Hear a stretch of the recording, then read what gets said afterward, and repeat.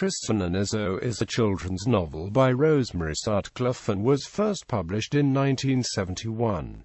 A retelling of an ancient story, it received the Boston Globe Horn Book Award in 1972, and was runner-up for the 1972 Carnegie Medal. It is set primarily in Cornwall, and is Sutcliff's retelling of the Tristan and Iseult legend. Sutcliff tells the story again in an almost identical manner, albeit greatly shortened, in a chapter of her late Arthurian novel The Sword and the Circle.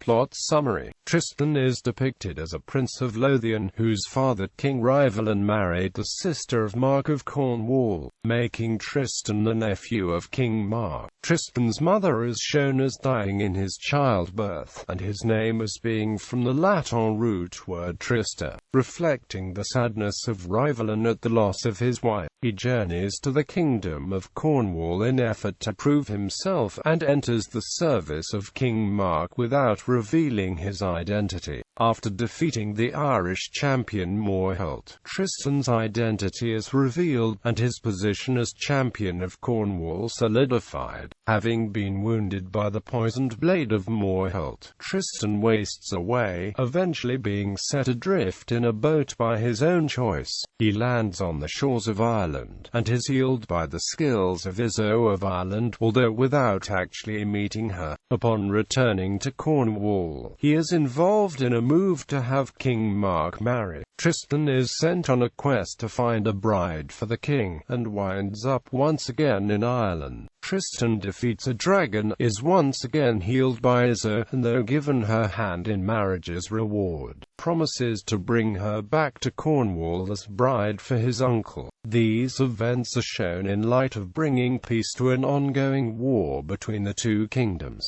Tristan and Iseult are stranded on a distant shore for a few days, delaying the return to Cornwall, and cementing their own love for each other, despite the commitments of circumstances.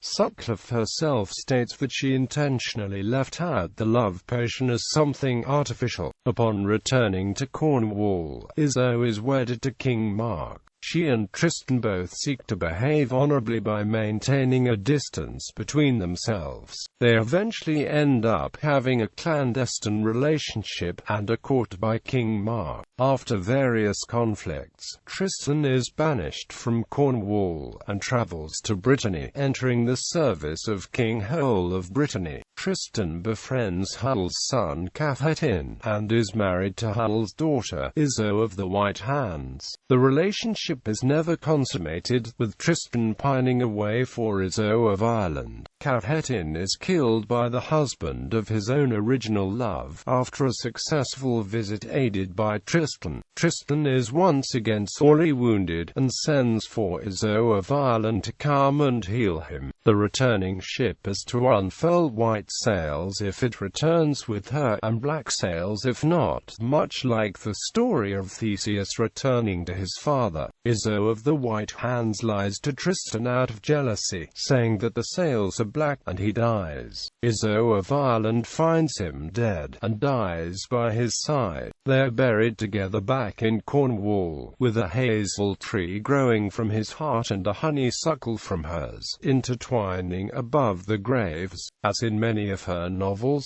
Sutcliff depicts these ancient and legendary stories in a realistic fashion. She also focuses on the themes of individuals bound by obligation, also using the visual balance between the dark-haired Tristan and the blonde-haired Iseult.